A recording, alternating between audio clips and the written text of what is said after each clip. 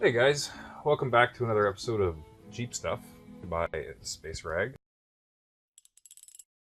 So, like I said in at least a couple of the videos I've made in the past, I'm finally gonna give you guys a little update on what the TJ's doing. So, as you know, or maybe you don't, but I picked up this TJ last spring. I traded a motorcycle for it, a 2004 Suzuki Bandit 1200. That was a pretty nice bike. It was in good shape and it ran well, but I just didn't ride it anymore. I had no interest in it, and when the opportunity came up to trade it for this, I couldn't pass it up. So let's go over what I've done to it. I replaced the steering shafts, I did the tie rod and the drag link. I upgraded them to the ZJ style.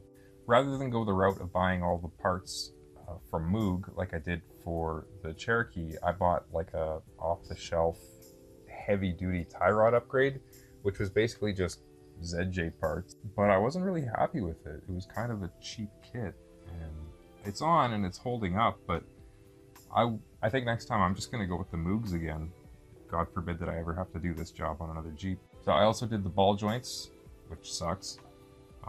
I replaced the cracked exhaust manifold. It was broken right through, and this thing just made such a racket. That was a pain in the ass job, but got it on there and it's nice and quiet now. While I was messing around with the exhaust down there, I also replaced the O2 sensors because I was getting some check engine lights and it seemed to clear them. I have a feeling the catalytic converter is pretty clogged or worn out. I'm not getting any overheating, but it does kind of stink. I did the front and rear track bars. I put in some Pro Comp adjustables. They were okay. I don't know if I recommend them. They're like typical Pro Comp stuff. You get what you pay for. It's cheap and it does the trick. You probably just might have to mess around with it or fight with it or modify it slightly. I replaced my shocks because the shocks on this were toast, and I just went and got some Rubicon Express. I don't really remember the part number. I could look it up if anyone's really curious, but they ride nice. I did other minor stuff, like I replaced an idler pulley, and the signal light switch was worn out, so I replaced that. It was a pretty easy job on this style of steering column. I had to do it once on my Comanche, which is the older style. I think it's a GM one, where there's more components in the clock spring and you actually have to pull the steering wheel off. It's a nightmare. This one, it wasn't bad. Just pull some trim off and pop out the switch. I had to rebuild the front drive shaft. When I got this thing, it wasn't installed. It was just sitting in the back of it. The double carbon was just toast, so I rebuilt that completely, all new bearings and seals inside. It wasn't that hard. The hardest part about the job is just knowing the order to put it all back together, but there's lots of great YouTube videos explaining it, so check them out. I got a couple of tops for it. When I bought the thing, it came with an old Smitty-built soft top, which was okay, except the back window was ripped and the zippers just didn't even work anymore. So I went and bought myself a best top soft top, which I really like. Brand new. It was kind of expensive, but big. It was night and day difference. I picked up a secondhand hard top, and it's in pretty good shape. I didn't get it super cheap or anything. I think I paid a reasonably fair price, 650 Canadian dollars, and but it's got tinted windows, it's got rear defrost, and it's got a rear wiper, and it fits, and it's in alright shape. The vents at the back kind of fallen out, and there's a little crack beside the one, but other than that, couldn't be happier with it. It's great. I replaced the rubber latches on the hood to keep it from fluttering.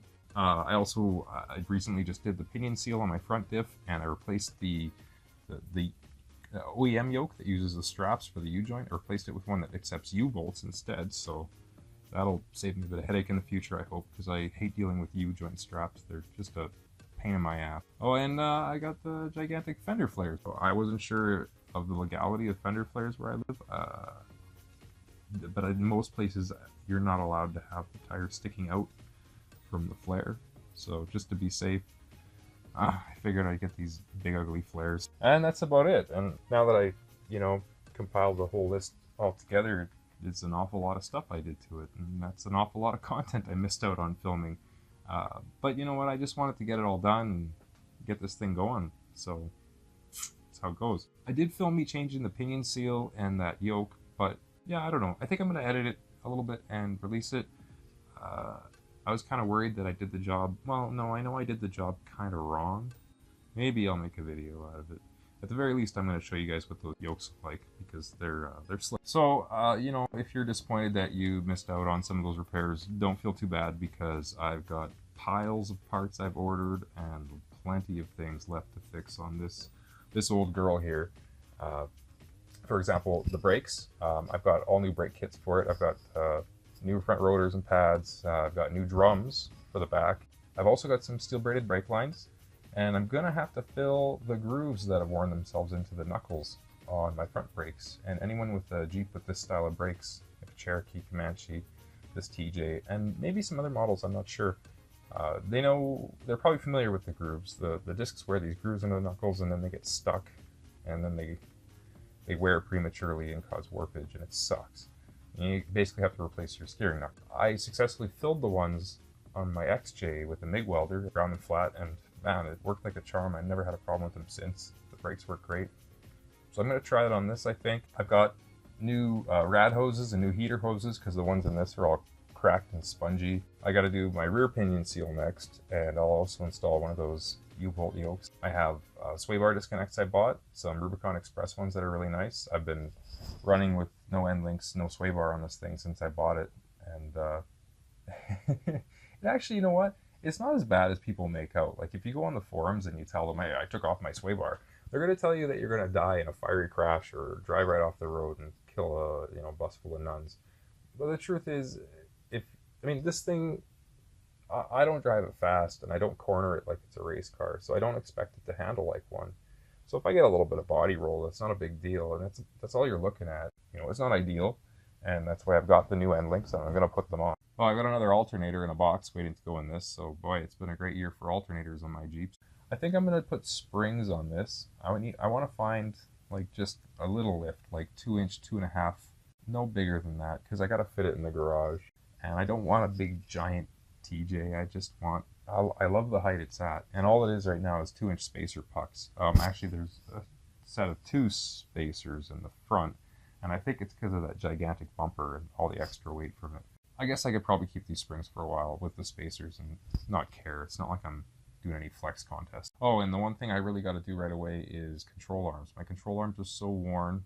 They're kind of the last thing on my path to fixing the steering on this. It started with the steering shafts, then it was the tie rods and the ball joints, and the steering box should be good. I'm kind of suspicious of it, but the previous owner put a rebuilt unit in there from a Dodge Dakota, I think, or a Durango, I forget which, but it's a bigger one than the factory one, and it's supposed to be beefier.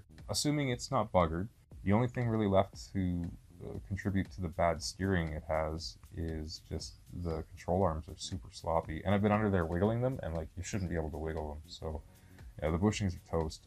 I got some adjustables that I got from a buddy. They're used, but they're in awesome shape, so they're gonna go on the front, and on the back I think I'm just gonna buy some stock ones. It's not lifted enough to care, and it's got stock length right now, and they're great, so I'll just go with that. And if down the road I need some adjustment, I might buy some adjustable lowers for the back. Maybe. The engine's okay in it. It sounds like it has a little bit of piston slap when it first starts up, and then once it warms up, it's not bad. It makes okay power, and it doesn't seem to burn oil. I haven't done a compression test on it or anything like that. Kind of have like a literal love-hate relationship with this fucking thing. It's a jalopy, but I really like it. It's a lot of fun to drive. I don't know what it is about it, this big spongy couch. It's got a lot of character, and I put a lot of work into it already, so it feels like it's mine.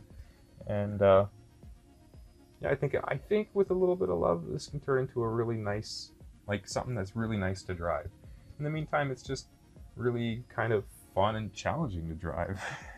I still think it was a good deal for the trade. Like, my buddy's happy with the bike, so that's nice. And I'm happy with this thing still, even though it was a lot of work.